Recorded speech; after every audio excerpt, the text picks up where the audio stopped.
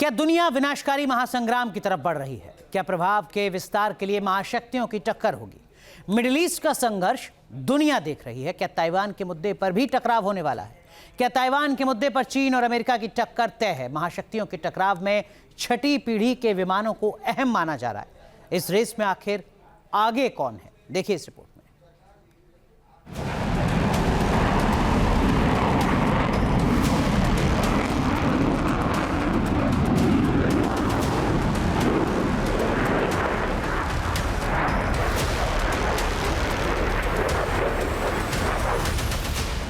आसमान में दो महाशक्तियों की टक्कर। सबसे अल्ट्रा मॉडर्न लड़ाकू विमानों की रेस में कौन आगे है?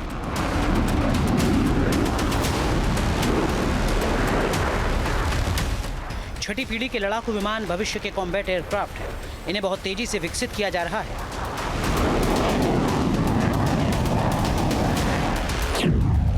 महाशक्तियों की बड़ी तैयारी। छठी पीढ़ी की टक्कर में कौन भारी?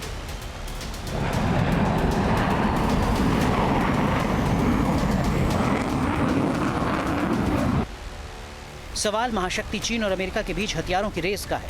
अभी अमेरिका मिडिल ईस्ट की जंग में फंसा हुआ है, लेकिन जंग का एक बड़ा मोर्चा तैयार हो सकता है। जंग का ये मोर्चा है ताइवान का।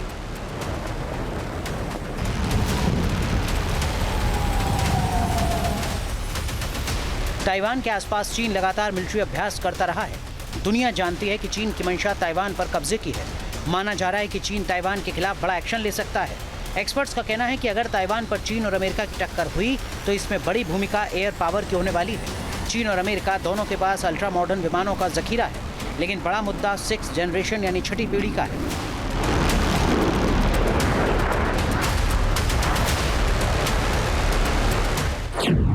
छठी पीढ़ी की रेस में कौन आगे है? क्या चीन छठी पीढ़ी की दौड़ में आगे निकल चुका है?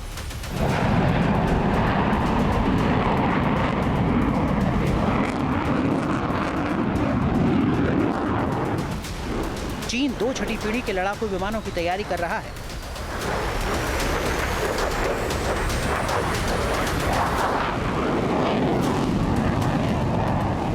इसमें पहला विमान है चेंगडू J-36, दूसरा विमान है शेनयांग J-50। चीन की नौसेना J-50 प्राप्त करने की तैयारी में जुटी है।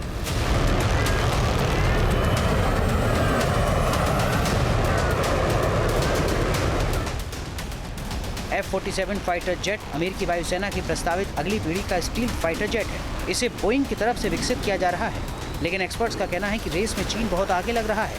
रिपोर्ट्स के मुताबिक J-36 की पहली उड़ान 26 दिसंबर 2024 को हुई थी।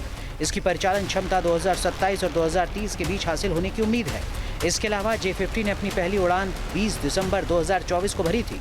इसकी परिचालन क्षमता 2030 के दशक की शुरुआत में हासिल करने की उम्मीद है। अमेरिकी नौसेना अभी भी छठी पीढ़ी के जेट प्रोटोटाइप का इंतजार कर रही है। अमेरिकी कांग्रेस की सशस्त्र सेवा समिति के अनुसार F-47 की पहली उड़ान 2028 में होने का अनुमान है। साफ है, छठी पीढ़ी की रेस में चीन अमेरिका से आगे नजर आ रहा है। अमेरिकी अधिकारियों ने चेतावनी दी है कि यदि अमेरिकी नौसेना को समय पर अपना नया छठी पीढ़ी का लड़ाकू विमान नहीं मिला तो उसका असर खौफनाक हो सकता है। छठी पीढ़ी के विमान के बगैर विमानवाहक पोत हिंद प्रशांत क्षेत्र में चीनी समकक्षों को चुनौती देने में नाकाम साबित होंगे।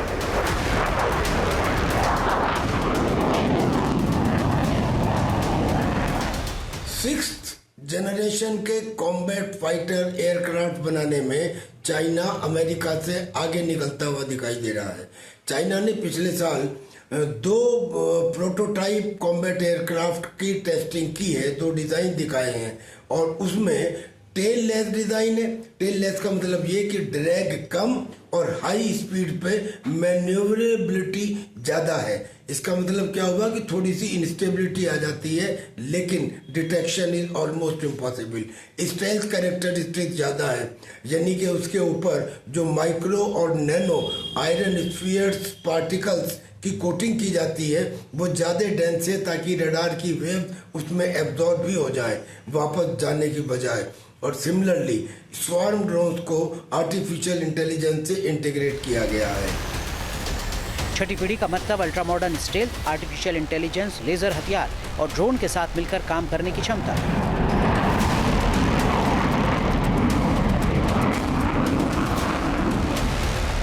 छठी पीढ़ी के फाइटर प्रोग्राम को उन संस्थानों को सौंपा है जिनके पास पहले से स्टील्थ जेट डिजाइन और निर्माण का ठोस अनुभव है। चेंगडू एयरक्राफ्ट इंडस्ट्री ग्रुप ने दुनिया का बड़ा हैवी स्टील्थ फाइटर बेड़ा J-20 तैयार किया है।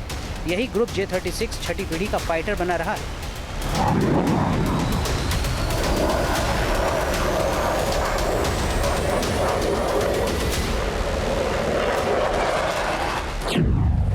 वैसे अमेरिकी फाइटर जेट प्रोजेक्ट में पहले से देरी का इतिहास रहा है। F-35 और F-22 विमान दशकों की देरी और भारी लागत की समस्या से ग्रस्त रहे हैं। एक्सपर्ट्स का कहना है कि चीन ने 5वीं पीढ़ी के J-20 विमान को रिकॉर्ड समय में पूरा किया है।